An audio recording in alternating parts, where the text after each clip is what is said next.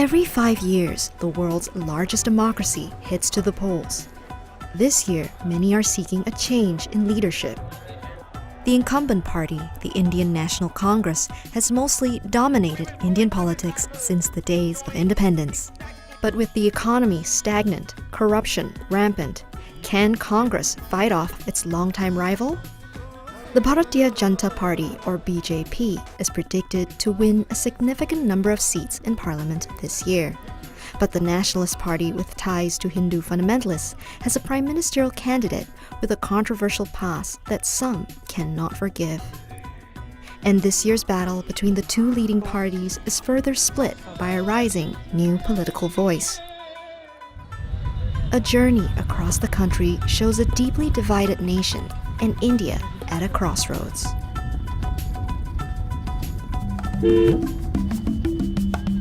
We begin in a suburb of India's sprawling capital city, New Delhi. We meet Kinshuk Nagar. Middle-class Indians like Kinshuk, who works for an American software company, are worried.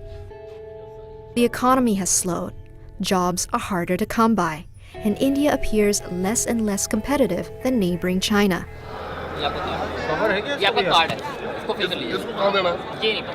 And so, Kinshuk is throwing his vote behind the BJP and Narendra Modi, its prime ministerial candidate, because of Mr. Modi's pro-business platform.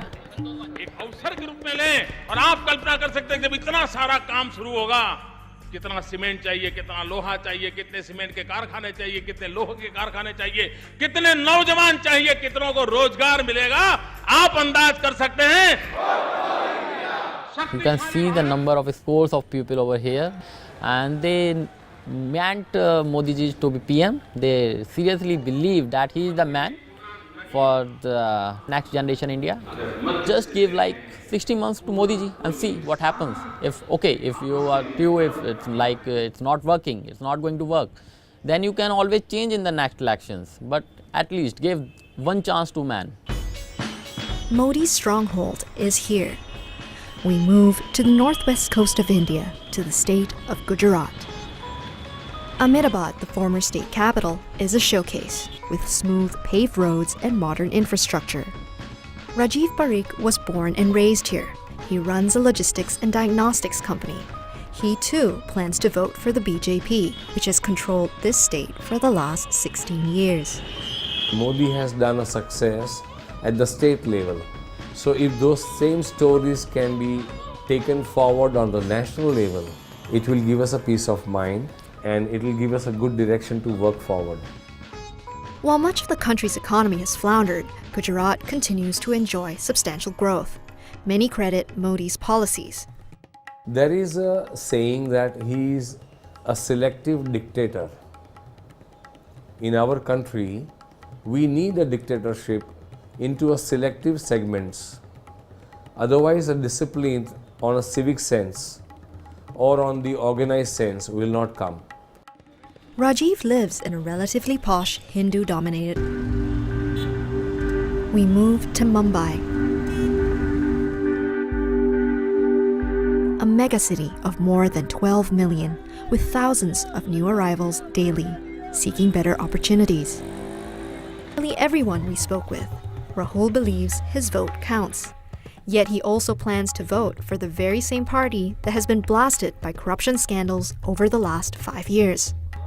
Congress को हम लोग इसलिए vote देना चाहते हैं कि पहले आज 5-6 पंचवर्षीय जो पहले इंदिरा गांधी थी तो नियम कानून उनके शासनकाल में अच्छा था इसलिए. Indira Gandhi. When Indira Gandhi was alive and in power from the mid-60s to the mid-80s, Rahul Yadav wasn't even born.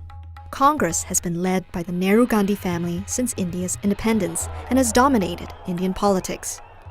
The current face of the party is Rahul Gandhi. Nobody can stop any Indian if he asks a question of his government. This is what the Congress party and the UPA has done over the last 10 years. For voters like Rahul Yadav, Congress means Indian leadership and the Gandhi name. But questions about corruption are increasingly disrupting politics here.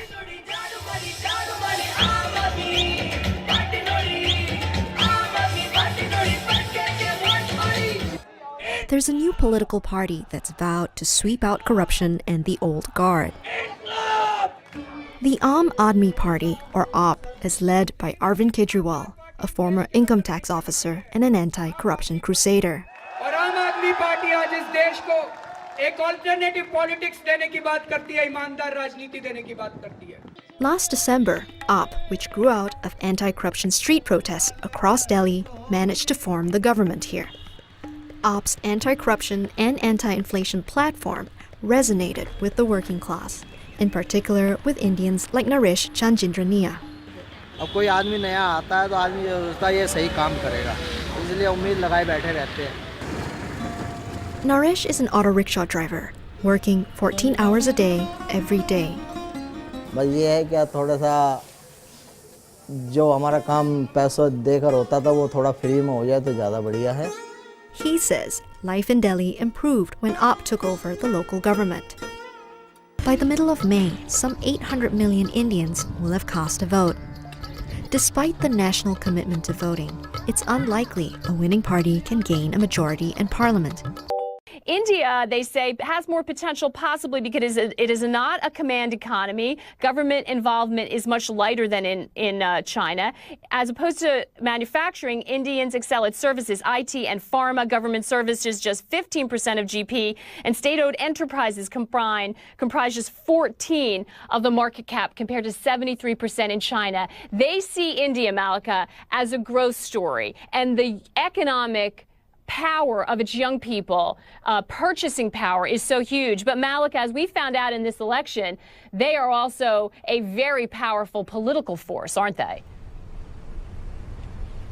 Oh, absolutely. You touched on a really key point, which is India's youth. Now, the most important thing to remember here is just the sheer size of this group. India has the world's youngest population. 65% of India's population is under the age of 35. And remember, we are a country of more than 1 billion people. So the numbers are mind-boggling. And, you know, the youth has tremendous power, economic power, certainly political power. We saw so many people, first-time voters, come out and take part in this election this time. What's interesting, though, is, you know, this has been called India's demographic dividend, but if the youth is not managed properly going forward, it could become a burden, a demographic burden on India. And let me explain what I mean by that. At the moment, the youth is struggling a little bit. They're complaining that they don't have jobs. They go to school, they go to college. When they graduate, there aren't any jobs. And that's been a big complaint that they've had against the government, against the Congress government that's now, of course, on its way out.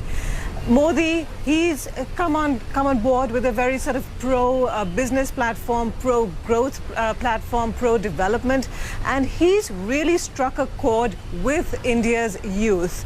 Interestingly, you know, it was Rahul Gandhi, who's 43 years old. He was leading the Congress campaign.